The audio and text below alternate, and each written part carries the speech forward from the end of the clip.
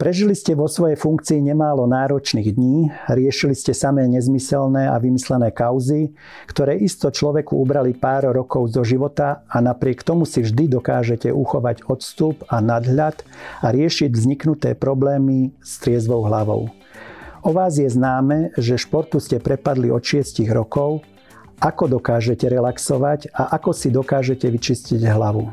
Šport je moja životná filozofia. Robím to tak, ako bolo spomenuté, od 6 rokov a preto môj denný režim začína vždy ráno, už niekoľko rokov, kedy si idem zacvičiť a robím nejakú fyzickú aktivitu, či už je to beh, alebo idem do posilňovne, alebo idem na bicykel, alebo jednoducho si zaplávať, ale bez toho, aby som urobil nejakú športovú činnosť, nezačínam deň, pretože hlavu potrebujeme mať čistú a zabudnem pri týchto športových činnostiach na akékoľvek predchádzajúce, stresujúce a iné stavy, ktoré ma dostali do nepohody.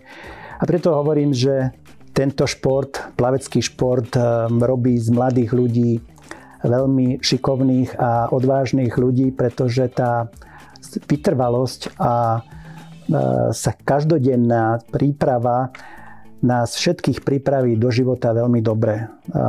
Ja naozaj všetkým to odporúčam a takisto si čistím hlavu napríklad na horách, na turistike, kde sa mi naposledy podarilo zdolať Gerlach. Odporúčam to každému, pretože pri týchto činnostiach človek získava nové myšlienky.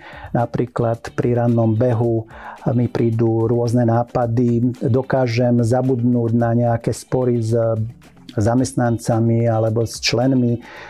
A považujem to potom naozaj za banalitu, pretože my ako plavci, pólisti, diaľkoplavci, ale aj synchroplavci máme svoje špecifické problémy, ktoré treba riešiť a robíme všetko pre športovcov, ktorým chceme zabezpečiť také podmienky, aby mohli dosahovať čo najlepšie výsledky, také, aké si naplánujú a naplánujú to aj ich tréneri.